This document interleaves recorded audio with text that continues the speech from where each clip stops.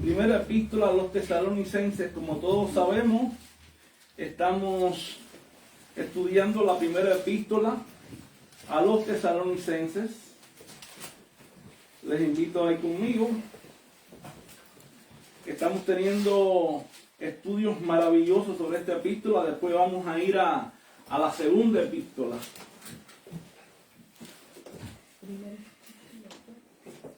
Y vamos a leer hoy el versículo 22 y 23. Dice el versículo 22. Absteneos de toda especie de mal. Y dice, y el mismo Dios de paz os santifique por completo en todo vuestro ser, espíritu, alma y cuerpo. Sean guardados, y todo vuestro ser, espíritu, alma y cuerpo, sea guardado irreprensible para la venida de nuestro Señor Jesucristo. Pero hoy vamos a enfocarnos en el versículo 22, porque estoy haciendo algo. Estoy enfocándome en las responsabilidades de las ovejas, o de los miembros de la iglesia, para que se me entienda bien. Y lo estoy haciendo de una manera paso a paso, ¿vale? La semana pasada hablé sobre no menospreciéis la profecía. La semana anterior, más allá, hablé sobre qué es no apagar el espíritu y demás. Y hoy quiero hablar de lo que es absteneos de toda especie de mal. Creo que una de las responsabilidades, una de las cosas que Pablo le está diciendo aquí a la iglesia es absténganse. ¿De qué? De toda especie de mal. La semana pasada también hablamos de examinarlo todo, retener lo bueno, pero tenía que ver mucho con no menospreciar la profecía. ¿Por qué razón? Porque al no menospreciar las profecías, teníamos ahora que examinarlo todo. ¿Qué teníamos que examinar? Ahora todo lo que estaba entrando dentro de la iglesia, todo lo que entraba dentro de la iglesia, teníamos que examinarlo y teníamos que retener lo que era verdaderamente bíblico. Entonces, y ahora vamos a ver lo que es absteneos de toda especie de mal. ¿Y qué quiere decir primeramente absteneos de toda especie de mal? Ahora fíjense, vemos que Pablo, después que le exhorta a la iglesia de Tesalónica a no apagar el espíritu y a discernir la verdad de la escritura, Pablo culmina con una orden tremenda. ¿Y cuál es la orden que Pablo culmina? Le está diciendo ahora, absténganse. ¿Absténganse de qué? Absténganse de toda clase de mal. Fíjate que Pablo dice, no permitan que su vida espiritual pierda luz, que su vida espiritual se apague. Y Pablo dice, no menosprecien la escritura, no menosprecien la palabra. Y él le dice, ahora absténganse de qué? De toda especie de mal. Ahora, quiere decir, hermano, que esto no basta con reconocer el error doctrinal solamente, sino que hay que apartarse de él. No basta con que reconozcamos el error, no basta con que reconozcamos lo malo, ni con aquello que nos puede perjudicar. No, dice, apártate de él. Dile ahí a tu hermano de tu lado, ¿sabes? Díselo. Oye, si ves un error, no es para que tú juegues con él, es para que te quites del lado de él, es para que te apartes de él radical. ¿Entiendes? Que te quites, te apartes, sale de ahí. Es decir, ahora, y el verbo abstenerse en griego significa solamente esto: mantenerse a distancia, 1. 2. Rechazar toda participación con él y apartarte con decisión. Lo primero que tenemos que hacer cuando vemos el mal, cuando vemos el pecado, cuando vemos el error, ya sea doctrinal, ya sea moral o de cualquier tipo, es tenemos que mantenernos a distancia. Tenemos que rechazar toda participación con ese mal y tenemos que apartarnos con toda decisión de él. Lo que pasa muchas veces es que nosotros vemos el mal, vemos el pecado, vemos el error y nos gusta coquetear con él. Pues mira, hermano, Pablo está diciendo aquí claramente, no solamente está diciendo absteneos del mal evidente, no, sino de toda especie de mal, es decir, de toda forma de apariencia o manifestación del mal, ya sea moral, ya sea espiritual, o sea doctrinal. Absténganse de toda especie de mal, de toda especie. De toda especie. No jueguen con el mal. Un cristiano maduro no coquetea con el pecado. Un cristiano maduro no le pasa la mano al pecado. Un cristiano maduro no está jugando en terrenos movedizos. Un cristiano maduro se aparta de todo lo que sea pecado, de todo aquello que contamina su alma, de todo aquello que contamina su corazón, de todo aquello que contamina su relación con Dios. Ayer precisamente estaba hablando con un hermano nuestro y yo le decía, hay que tener cuidado ¿con qué? Con muchas veces las doctrinas o las predicaciones que escuchamos.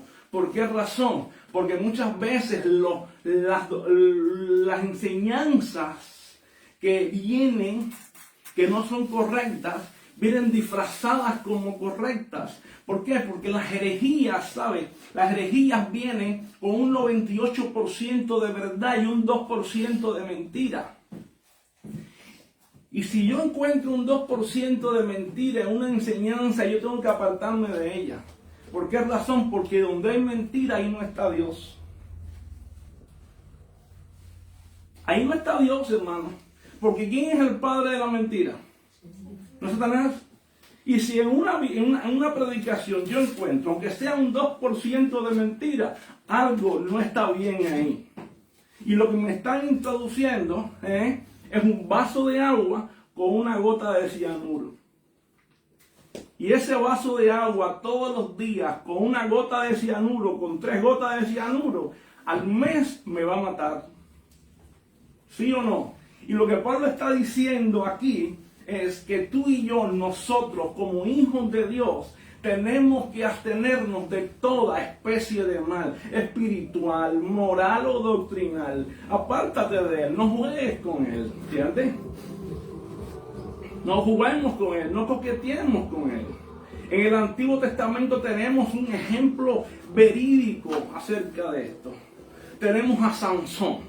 Sansón, el juez de Israel, el hombre fuerte del Antiguo Testamento, el hombre que Dios le dio una fuerza descomunal. Mandaron a Dalila para coquetearlo, para ver dónde estaba su fuerza. ¿Qué hizo Sansón? Sansón coqueteó con Dalila, jugó con el pecado, pensó que su fuerza le iba a dar ¿qué? Habilidad para vencer. Sin embargo, coqueteó tanto con el pecado que al final terminó siendo esclavo. ¿De quién? De los filisteos. ¿Por qué? Porque le cortaron el pelo, al final declaró su fuerza, declaró el secreto de su fuerza, el decreto de su unción. ¿Y qué pasó? Terminó siendo esclavo de los filisteos. Cuando jugamos con el pecado, vamos a terminar siendo esclavos del pecado. Pero la Biblia nos dice algo fundamental. Que nosotros, hermanos, no estamos llamados a jugar con el pecado. No estamos llamados a vivir en el pecado. Estamos llamados como hijos de Dios a vivir en santidad. El apóstol Pablo nos está llamando, ¿sabe a qué? A no solamente creer el cristianismo, sino a vivir bien el cristianismo. Romanos capítulo 6, versículos 12 y 13. La palabra del Señor nos dice: no reine pues el pecado en vuestro cuerpo mortal, de modo que lo obedezcáis en sus concupiscencias, ni tampoco presentéis vuestros miembros al pecado como instrumentos de iniquidad. ¿Y qué dice después? Sino presentaros vosotros mismos a Dios. ¿Sabe lo que está diciendo el apóstol Pablo aquí? Dice que el pecado no sea tu rey. Que el pecado no sea quien reine en tu cuerpo mortal. Él no sea quien gobierne tu vida. De modo que tú lo obedezcas como un siervo. de modo que tú no obedezcas los deseos del pecado. En otras palabras, hermano, que el pecado no reine sobre tu vida. Que el pecado no sea jamás tu dueño. Que el pecado tú no seas el esclavo de él. ¿Sabes por qué? Porque lo que la Escritura nos dice aquí es que nosotros debemos presentarnos nosotros mismos a Dios. Porque el único rey que gobierna sobre nosotros es Dios. ¿Entiendes? Es Dios. Y esto nos mostrando que el Espíritu Santo, porque el Espíritu Santo no solo nos revela el malo que muchas veces nos está atacando, sino también que nos da el poder para vencer el mal. Muchas veces usamos textos bíblicos como Hechos capítulo 1, versículo 8, para decir que tenemos poder para echar fuera demonios, y lo usamos solamente para manifestaciones. No, Hechos capítulo 1, versículo 8 es para predicar el Evangelio, pero también para vencer el pecado. Hemos sido, ¿sabe qué? Llenos del Espíritu. ¿Para qué? Para vencer el pecado. El Espíritu de Dios está en nosotros para darnos poder para vencer el pecado. Tú y yo somos templo del Espíritu para vencer el pecado también. Por eso el pecado no reina sobre nuestras vidas. ¿Entiendes? Por eso es que la abstinencia del mal en un cristiano, cuando un cristiano sabe controlarse, cuando un cristiano sabe abstenerse del mal, es un cristiano que vive una vida llena del Espíritu. ¿Tú quieres verdaderamente conocer a un cristiano que vive una vida llena del Espíritu? No es un cristiano que habla en lengua. No es un cristiano que anda en la manifestación. Un cristiano que tiene una vida llena del Espíritu es un cristiano verdaderamente que sabe abstenerse del pecado, que sabe abstenerse de todo mal. Y cuando viene la tentación la sabe frenar. Y cuando viene el pecado le dice, no, aquí no, yo vivo para Dios. Un cristiano lleno del Espíritu, un cristiano que glorifica a Dios en su cuerpo y en su espíritu. Porque sabe que su cuerpo es de Dios, no es de él. ¿Qué dice Pablo? Dice, ¿no sabéis que ustedes son el templo del Espíritu Santo, el cual está en vosotros, el cual es de Dios, y que ya ustedes no sois vuestros? ¿De quiénes somos? ¿Dónde dice esto? 1 Corintios capítulo 6, versos 19 y 20. Es decir, tú y yo no somos nuestros. Tú y yo somos de Dios, somos el templo del Espíritu Santo.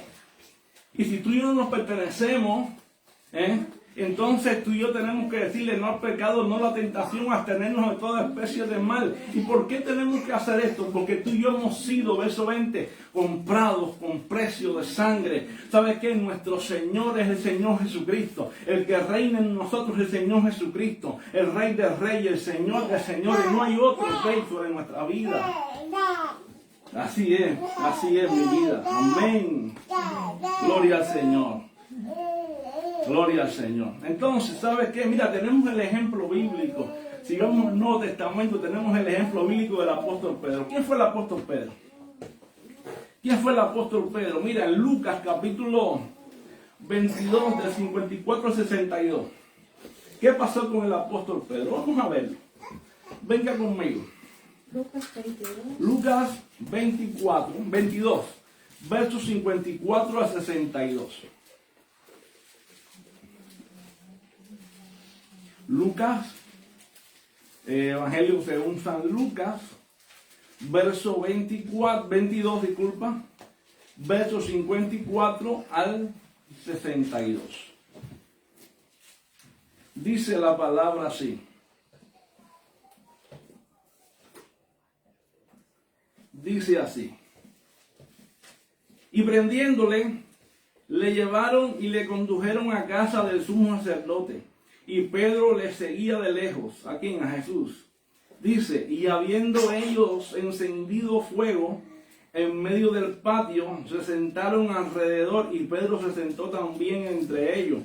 Dice, pero una criada al verle sentado, dice, en el fuego, se fijó en él y le dijo, también estaba con él. Pero él lo negó diciendo, mujer, no le conozco. Y un poco después, viéndole, otro dijo, también era de ellos. Y Pedro dijo, hombre, no lo soy. Dice, como una hora después otro afirmaba diciendo, verdaderamente también este estaba con él porque es Galileo. Y Pedro le dijo, hombre, no es lo que dices. Y enseguida, mientras todavía hablaba, el gallo, ¿qué pasó?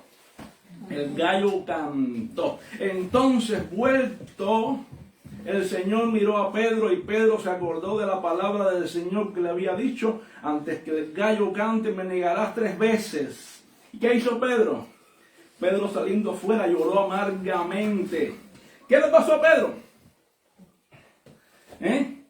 3 veces negó a Jesús. 3 veces negó a Jesús. ¿Qué le pasó, hermano? Se apartó por temor. Muchas veces nuestra vida tiene temor. Muchas veces nuestra vida enfrenta momentos de temor. Y Pedro en este momento tenía temor. Y negó a Jesús 3 veces. Ahora pasó algo. Pedro confesó su pecado. Pedro confesó su pecado y Pedro se apartó del mismo. Y esto trajo como consecuencia algo. Trajo como consecuencia lo siguiente. Que cuando se apartó, Pedro alcanzó misericordia. Pero vemos después algo. Vemos después en el libro de Hechos a un Pedro diferente. Vemos en el libro de Hechos a un Pedro que el día de Pentecostés lleno del Espíritu. Y en el día de Pentecostés lleno del Espíritu, ¿qué ocurre? Vemos a un Pedro valiente. Vemos a un Pedro verdaderamente transformado. Ya no ahora el mismo que negó a Jesús. No el mismo que ahora estaba llorando por un lugar. Ahora vemos a un Pedro transformado que se levanta delante de todo el pueblo judío. No el mismo que se levanta delante, no el mismo ahora vemos un Pedro que se levanta predicando un mensaje unido, un mensaje transformador, un mensaje que a pesar de que lo mataran, él estaba ahí como diciendo, esta es la palabra cumplida por el profeta Joel. Vemos un Pedro transformado. Lo único que hace la diferencia en un cristiano verdaderamente es que en ti y en mí esté la presencia del Espíritu Santo. Entonces, ¿sabes qué? Tú y yo vamos a apartarnos de todo mal. Ahora, hermano, el creyente que ha sido santificado nunca va a jugar con el pecado. Nunca va a jugar con el pecado. Si tu vida practica el pecado, si nuestra vida practica el pecado, si nuestra vida está jugando con el pecado, entonces que tú y yo no hemos nacido de nuevo. Un creyente que practica el pecado no ha nacido de nuevo. ¿Entiendes? Un creyente que ha nacido de nuevo no se pregunta, ¿qué tanto puedo estar sin pecar? Un creyente que ha nacido de nuevo se pregunta, ¿cómo puedo yo agradar más a Cristo? Muchas veces nos estamos preguntando, muchos cristianos se preguntan, voy a ver cuánto tiempo voy a estar sin pecar para agradar más a Dios. A ver cuántos tiempos. Sí, hermano, ¿no he visto cristianos por ahí con él? Llevo 30 días sin pecar. Yo he visto cristianos así. Llevo 30 días sin caer, pastor. ¿Y qué? ¿Qué? ¿Llevas el conteo? ¿Qué quiere decir eso? ¿Que los 30 días vas a caer? Eso es un cristiano que no ha nacido de nuevo. Porque lleva el conteo. Es como que según los días que llevo estoy mejor delante de Dios. No, un cristiano que ha nacido de nuevo vive para agradar a Dios. Yo quiero agradar a Dios. Yo vivo para agradar a Dios. Yo vivo para exaltar a Dios. Y cuando tú vives para exaltar a Dios, tú vives para apartarte cada día, cada minuto, cada segundo del año para aquel que te llamó, para aquel que te escogió y para aquel que te hizo nacer de nuevo. ¿Entiendes? Efesios capítulo 5, versículo 11 nos ordena no participar de las obras infructuosas de las tinieblas, sino más bien reprenderlas. ¿Por qué razón, hermano? Porque la pureza en sí no es un aislamiento religioso, sino es una comunión con Cristo. Si tú quieres verdaderamente ver lo que es la santidad, lo que es la pureza, ¿sabes qué? Tú reprendes las obras infructuosas en la carne. No participes con ellas. No juegues las obras infructuosas de la carne. Tú reprendes, las échalas afuera. No participes con ellas. ¿Entiendes? No, yo me aíslo del mundo. Yo me aíslo del mundo. Porque no te aísles del mundo, porque vivimos en el mundo. Vivimos en el mundo, pero no somos del mundo. No somos del mundo, pero ¿sabes qué cosa? No puedes ignorar que vives en un mundo pecador, en el cual tú y yo tenemos que ser luz y sal del mundo.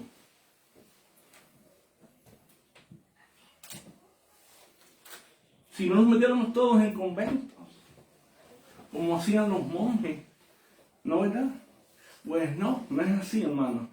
Tú y yo vivimos en este mundo para dar a conocer a Cristo en santidad y verdad. Por eso la Biblia nos manda apartarnos de toda especie de mal. Amén. ¿Por qué razón, hermano? Porque donde hay pecado tolerado, ¿entiendes? La vida espiritual se apaga. Pero donde hay confesión del pecado y separación del pecado, ¿sabes lo que hay? El fuego del Espíritu, la vida del Espíritu se aviva. ¿Quieres ver una iglesia viva en el Espíritu? Una iglesia verdaderamente viva en el Espíritu. No es una iglesia que anda saltando y brincando. Una iglesia viva en el Espíritu, una iglesia que se aparta del pecado. Una iglesia que anda en santidad. Una iglesia que ora. Y no porque la oración tenga poder en sí, sino porque la oración nos hace tener comunión con Dios.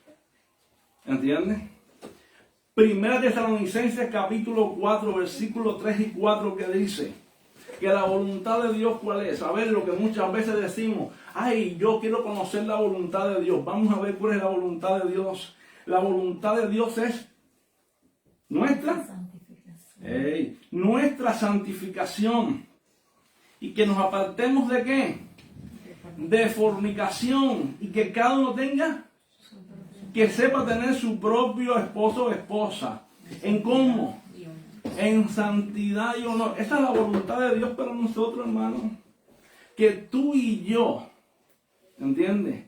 Seamos santificados, que nos apartemos del pecado y que tú y yo tengamos que en nuestro matrimonio. Esa es la voluntad de Dios.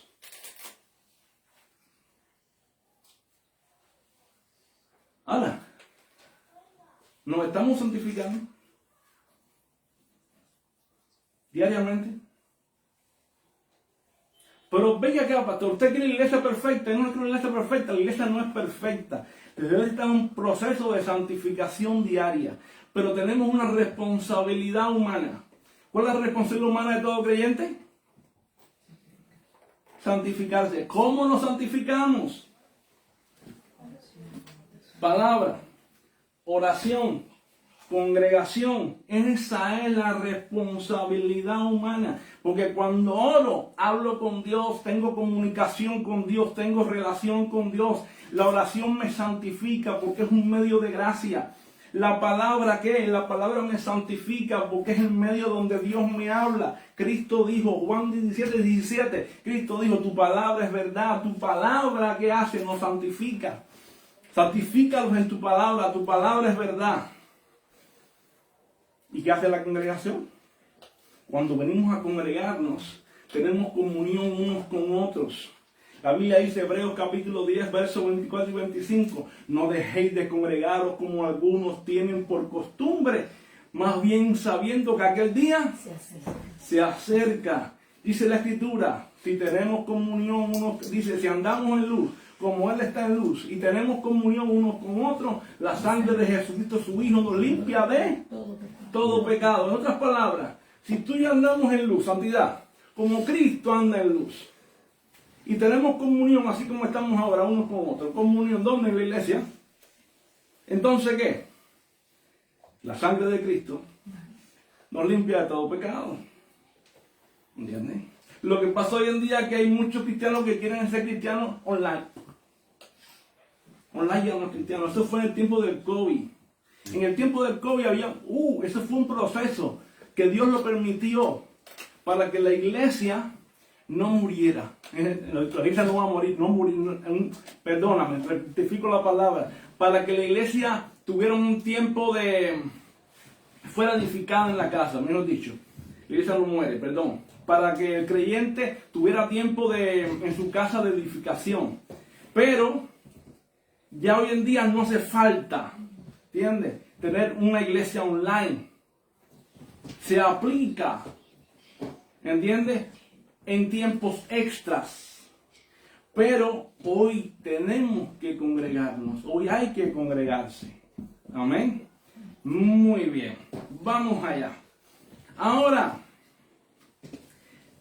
¿qué dice Pablo también? Abstenerse de toda especie de mal, hermano, no es una opción. Abstenerse de toda especie de mal no es una opción. Cuando Pablo dice esto, está hablando de la voluntad expresa de Dios, porque está hablando de abstenerse de la falsa enseñanza, está hablando de buscar la pureza doctrinal. ¿En qué aspecto? Porque el mal no se limita al pecado moral, por eso Pablo incluye también ¿qué? El error doctrinal. La iglesia de Tesalónica también tenía falsos maestros que estaban entrando. Como toda iglesia del primer siglo tenían falsos maestros. Por eso Pablo les insta y le dice, examinadlo todo, retener lo bueno, no menospreciáis la profecía, porque aparecían personas con profecías erróneas también. Y Pablo dice, ustedes no menosprecien la profecía. No, observen, examinen todo lo que entra. ¿Me entienden? Y segunda de Juan, capítulo 10, versículo 11, el apóstol Juan nos hace una advertencia. Así como se la hizo a la iglesia de su tiempo, nos la hace hoy a nosotros. ¿Y qué dice? Dice, si alguno viene a vosotros y no trae esta doctrina, no lo recibáis en casa, ni le digáis bienvenido, porque el que dice bienvenido participa en sus malas obras. Oh. Si alguno viene a vosotros, ¿qué dice? Y no trae, ¿qué doctrina está hablando Juan aquí? No la doctrina de una forma, la doctrina de Cristo. Si alguno viene a vosotros, no trae la doctrina de Cristo, no le recibáis en casa, ni le digas bienvenido, es decir, aparta. No juegues, es una especie de mal, porque el que dice bienvenido participa de sus malas obras.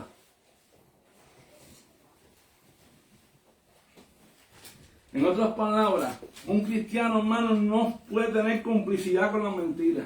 No puede tener complicidad con el error doctrinal. No le puede pasar la mano al error doctrinal.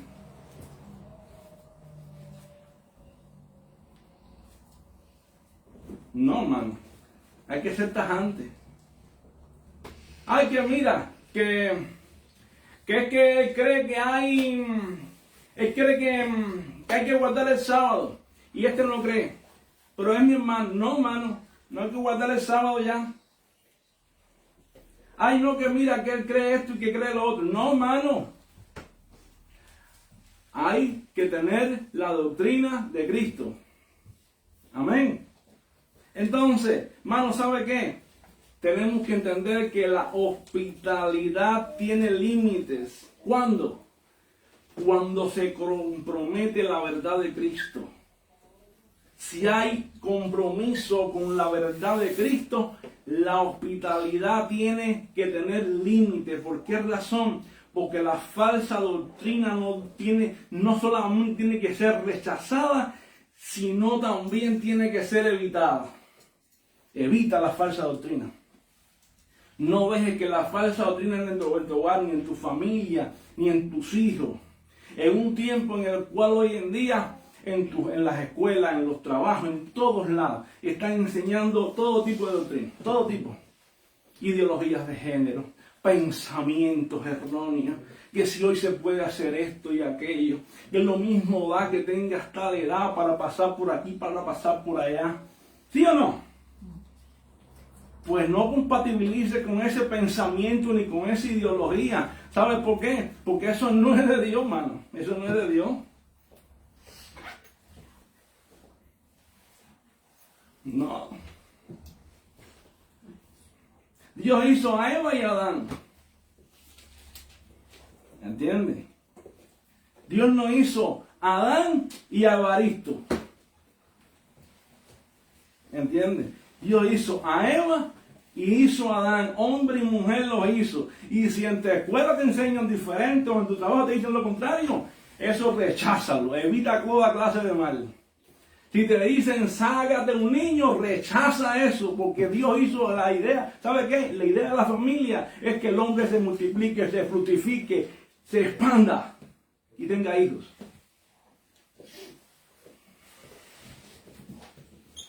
¿Me entiende? Si vamos rápidamente ahí el apóstol Juan en Éfeso, fíjate qué celo tenía con la iglesia, para que no se contaminara con los falsos maestros. Porque ¿qué pasaba en Éfeso con el apóstol Juan? Estaban negando la encarnación de Cristo. Si vamos a primera de Juan capítulo 4 versículo 1 al 3, el apóstol Juan está diciendo algo tremendo. Le dice, si alguno viene a ustedes, ¿y qué dice? Vamos a buscarlo. Y le dice que Jesucristo, ¿qué? Capítulo 4 verso 1 al 3. Léelo, hermano, ¿lo tiene ya? Léelo. Del 1 al 3. Amados, no creáis a todo espíritu, sino probad los espíritus si son de Dios, porque muchos falsos profetas han salido por el mundo. En esto conoced el Espíritu de Dios. Todo espíritu que confiesa que Jesucristo ha venido en carne es de Dios.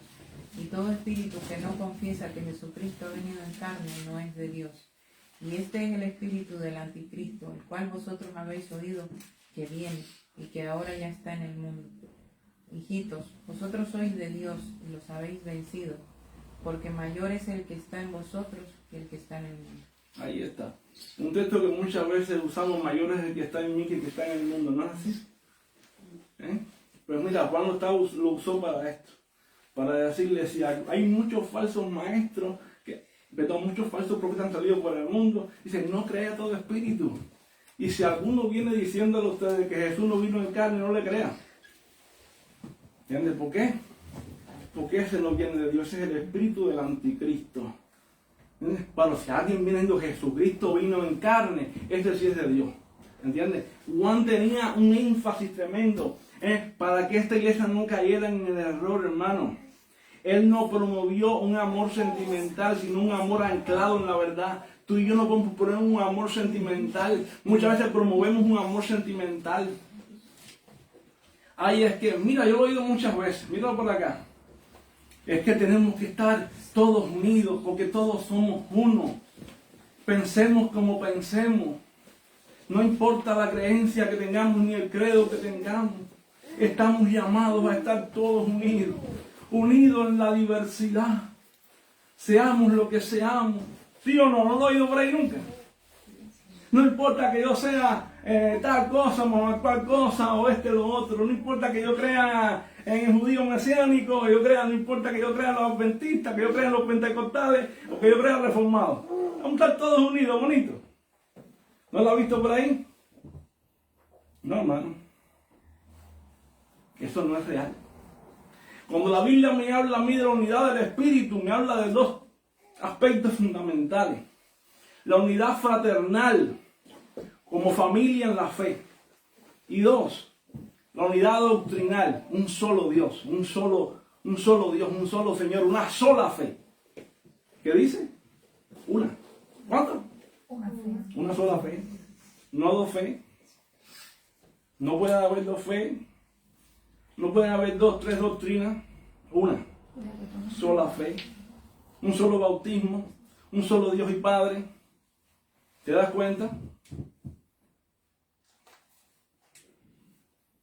La unidad doctrinal. Tiene que haber. No quiere decir que yo no quiera a la persona. Yo la quiero. Yo la amo. ¿Me explico? Claro. Pero yo no puedo tener concupitancia en ese aspecto. ¿Me explico?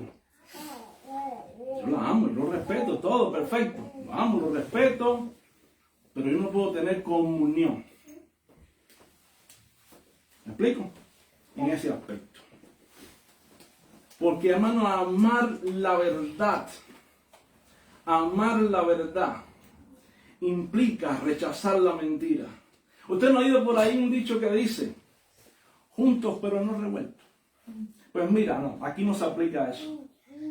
Aquí no podemos estar juntos, o estamos juntos en un solo sentir, o no estamos juntos.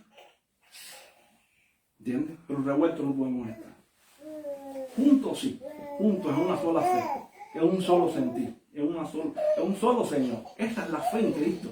Si viene una doctrina errónea, hay que rechazarla. Si viene una falsedad, si viene el pecado, hay que rechazarlo. Si viene la falsedad, el error, hay que rechazarlo. ¿Me explico? ¿Me explico? Entonces, hermano, amar la verdad, que implica rechazar la mentira, aunque se vista de piedad, aunque se vista de piedad, aunque se te vista de espiritualidad. Pablo, ¿qué dice? Si aún viniera, ¿qué? Gálatas capítulo, vamos a ver. Gálatas capítulo 1, versículo 8 y 9, ¿qué dice?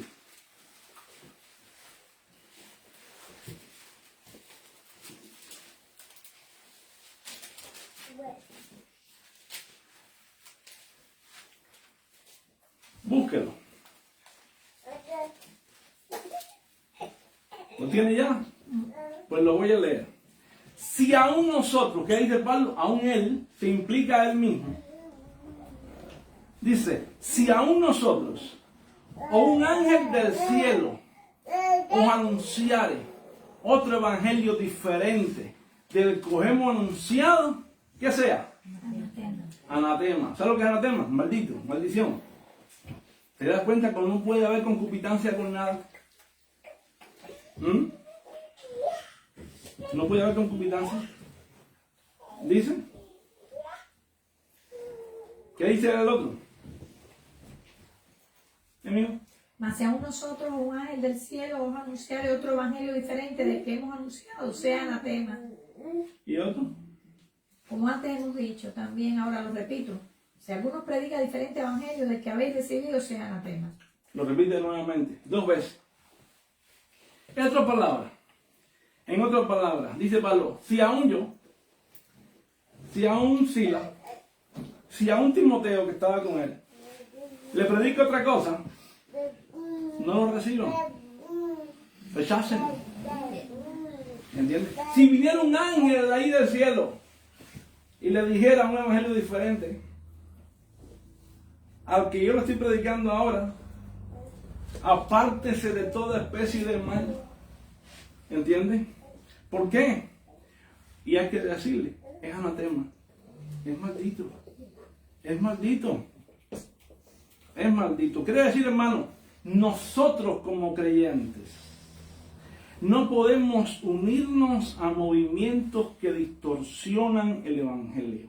Un creyente lleno del Espíritu, un creyente que tiene conocimiento de la palabra, un creyente que vive apartado para Dios, no se une a movimientos que distorsionan el evangelio y mucho menos consume enseñanzas que confunden la verdad de la Biblia. Mira, hermano, ¿cómo se hacen los bancos? Mi esposa es financista, trabaja en banco. En el banco te entregan, los que han trabajado en banco lo saben, te entregan muchos billetes mojados, arrugados, de todo tipo de billetes, para que tú los toques y tú aprendas a diferenciar cuál es el verdadero del falso. ¿Sí o no? Y tú los tocas y entre ellos hay un falso y hay verdadero. ¿Y por qué te hacen eso? Para que la persona aprenda a, por el tacto, descubrir cuál es el billete verdadero y cuál es el billete falso. Tienen tanta práctica que cuando le traen un billete falso, solamente con el tacto saben si lo es. ¿Tú sabes cómo tenemos que ser nosotros? Tenemos que ser tan diestros en la palabra que solamente de ver un mensaje, darnos cuenta si hay un error o no hay un error. Y para eso, ¿qué tenemos que hacer? Tenemos que conocer esto. Mira, diariamente tenemos que tenemos que escudriñarla. Y mientras más tú la escudriñas, cuando tú oigas cualquier distorsión, tú vas a conocer lo que es verdadero y lo que es falso. ¿Me explico? Yo quiero que usted entienda que nosotros estamos llamados a discernir. ¿Por qué? Pero discernir, hermano, no es falta de amor. Discernir es una expresión de amor. Cuando usted discierne, usted no está teniendo falta de amor. Usted está teniendo amor. ¿Por quién? Por la persona. ¿Por qué razón? Porque usted la va a hacer entender en amor el error que pueda estar. Vamos allá. Yo quiero que usted vaya conmigo a Efesios capítulo 4, versículos 14 y 15. Nosotros los cristianos estamos llamados a la madurez cristiana. De hecho, los ministerios están puestos en la iglesia para llevarnos a la madurez. Por eso es que yo no tengo miedo.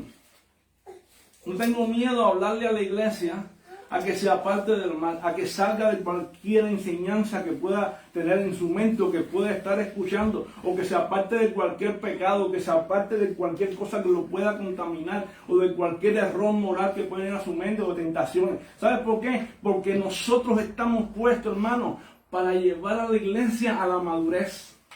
La Biblia dice que Dios puso ministerios en la iglesia. Y el verso 14 y 15 dice, para ser llevado, dice la Escritura. Primeramente dice el 12, dice, para la edificación del cuerpo de Cristo, para que no seamos niños fluctuantes, llevados, dice el 14 ahora, llevados por doquiera, ¿de todo qué? De todo viento de doctrina, dice, por estratagemas de hombres, que usan ¿qué? Para engañar las artimañas del error. ¿Sabe para qué estamos puestos nosotros? Para que cuando vengan a ti personas que con estrategias y con estratagemas y con mentiras usan artimañas para tratar de engañarte, nosotros ¿qué vamos a hacer? Tenemos que fortalecer, tenemos que edificarte, porque la iglesia, nosotros lo que hacemos, ¿sabes lo que hacemos? Tenemos que hacer? Edificar al cuerpo, edificar la iglesia, prepararte para la obra del ministerio. ¿Para qué? Para cuando venga un mentiroso, tú puedas decir, no, esto no es verdad. Para ir creciendo en amor, en aquel que es la cabeza, dice más adelante, esto es Cristo. Para eso estamos puestos. Por eso yo vengo hoy a decirte de parte de Dios por la palabra que hay que apartarse de todo aquello que tú puedas haber escuchado, que te pueda haber engañado doctrinalmente. Sepárate. Si hay algún aspecto moral por ahí, sepárate. El pecado mata. El pecado mata. Tú no ves por ahí. Mira que el mundo está ciego. La Biblia dice que el Dios de este mundo cegó el entendimiento de los incrédulos para que no le resplandezca ¿qué? La luz del Evangelio de Cristo. Y el diablo le pone los anuncios adelante y no los ve. La gente sigue fumando. ¿Sí o no? Sin embargo, van a comprar las cajas de tabaco y el mismo diablo le pone las cajas adelante. El fumar mata, fumar mata, fumar mata. Y otra vez, el pecado mata y ellos no lo ven. ¿No te das cuenta? Pero tú y yo no somos de la noche. Tú y yo somos del día. ¿Sí o no? Sí. Para que no nos sorprenda. Así mismo. Entonces, ¿qué tenemos que hacer? Abstenernos de toda clase de mal. Entonces, mira, vamos. Porque ¿sabe qué? Abstenernos de toda forma de mal moral o doctrinal es también testimonio nuestro doctrinal. Es también testimonio nuestro como creyentes. Porque ¿sabe? Cuando la Biblia nos habla de esto no solamente incluye cosas grandes, aún hasta lo inofensivo. La Biblia nos manda a entender que tenemos también que apartarnos de eso, en el sentido que tenemos que ser sabios en esto. O sea, mira la palabra que yo estoy usando, diga ¿cuál? Sabio. Romanos capítulo 14, verso 21. Porque si algo para mi hermano me es tropiezo, ¿qué tengo que hacer? Dígame. Si yo veo que era mi hermano algo le es tropiezo, ¿qué tú crees que tengo que hacer? ¿Seguir ahí o apartarme de ahí? ¿Verdad, Si yo veo que ahora a algún hermano mío algo le va a tropezar, yo me tengo que quitar de ahí porque yo no puedo hacer el tropiezo a mi hermano. ¿Vale? Romanos capítulo 14, verso 21. Pablo empieza diciendo, bueno es... Mira, Ahora, ¿dice ahí que no coma carne? No, no dice eso. Lea bien. Dice, bueno es no comer carne, ni beber vino, ni hacer nada en que tu hermano tropiece, o se ofenda, o se debilite. En otras palabras, no dice que no hay que comer carne, no dice que no hay que beber vino. Dice que no es bueno que yo coma carne, que yo no beba vino, ni que yo haga nada si le voy a hacer tropezar a mi hermano. En otras palabras, bien, un poquito, gracias.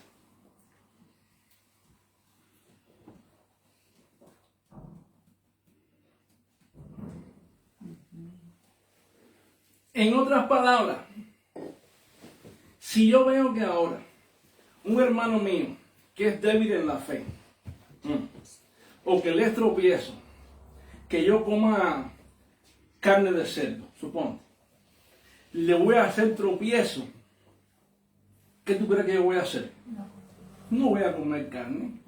O si tú crees que ahora un hermano mío estamos, suponte, compartiendo, y ese hermano, porque tal vez viene de un contexto en el cual vivimos todo en España. Bueno, en España sabemos que cuando yo no lo hago porque yo no tomo bien, pero muchas personas toman vino a la hora de comer y a la hora de almorzar. Su copita de vino es normal en la cultura de España. Pero si ahora mismo tenemos un hermano que tal vez vino de un contexto que era alcohólico y lo tenemos con nosotros y eso le es tropiezo, ¿vamos a tomarlo? No vamos a tomarlo. ¿Por qué razón? Porque la Biblia dice que bueno es no comer carne, ni beber vino, ni hacer nada que tu hermano tropiece, se ofenda o se debilite. Y si mi hermano viene en un contexto que era alcohólico, ¿qué hago yo tomando vino delante de él? Y si mi hermano es vegano, o mi hermano le es tropiezo que yo coma carne porque él cree que es mejor comer vegetales, porque que mata la res, tiene problemas de eso, ¿qué hago yo comiendo carne delante de él? O si él piensa que no se debe comer carne de cerdo porque es animal inmundo, todas esas cosas, ¿qué hago yo haciéndole tropezar a mi hermano? ¿Tú me entiendes?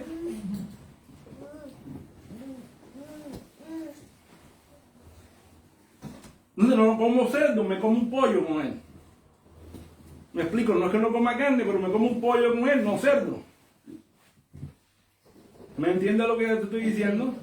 Entonces, y si hay algo más que le tropiece, trato de no hacerlo. De hecho, el apóstol Pablo se abstenía de ejercer ciertos derechos legítimos por amor a los débiles. Vamos 1 Corintios capítulo 8, vamos allá, versículo del 9 al 13, vamos.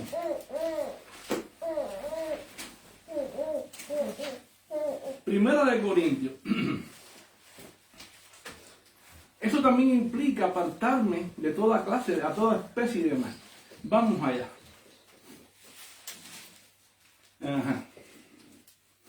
Primera de Corintios, capítulo 8.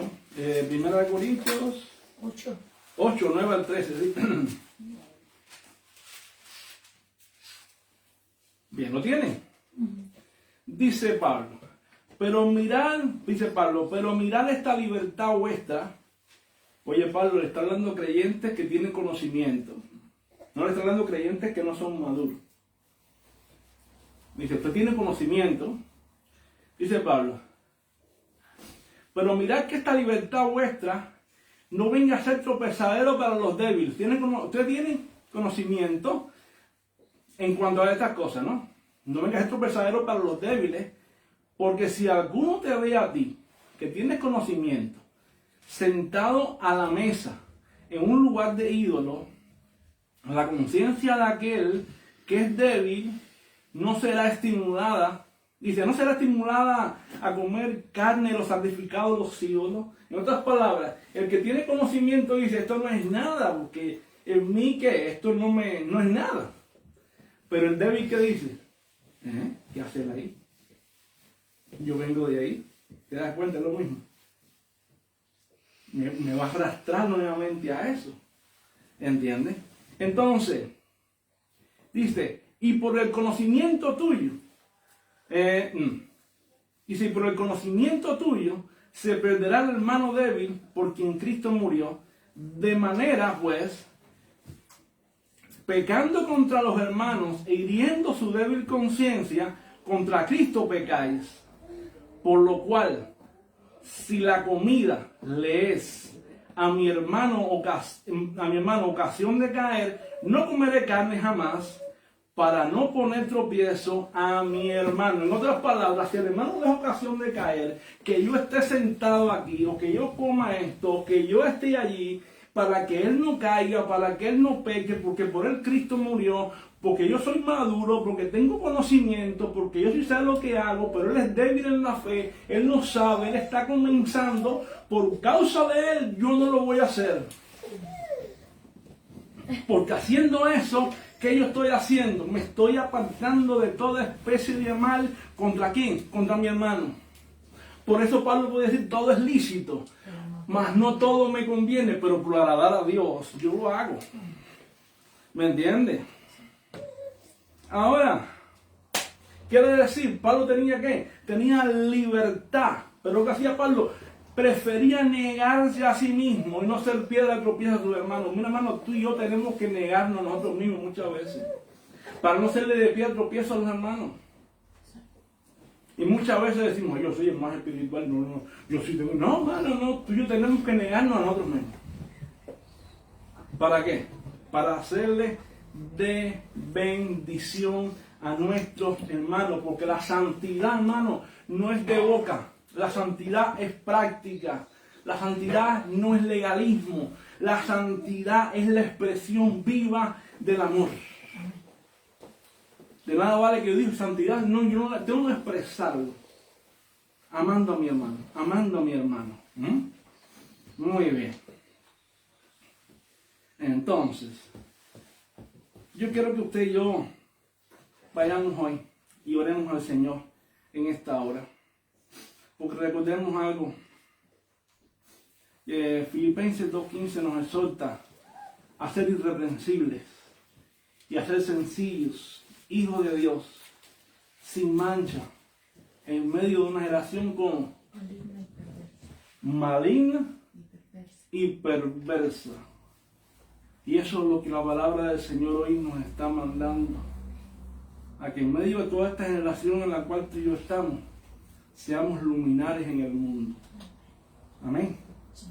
Seamos luminares en el mundo y nos apartemos de toda especie de mal. Y tengamos obediencia, tengamos amor y podamos verdaderamente ser edificados y ser de edificación a otros. Oremos. Padre, gracias te damos. Gracias. Gracias porque tu palabra, yo sé que hoy nos ha hablado, Señor, a cada uno de nosotros. Primeramente a mí, Señor, y también a mis hermanos. Gracias porque hemos aprendido y, Señor, y sabemos que cada día tenemos que apartarnos de toda especie de mal, Señor.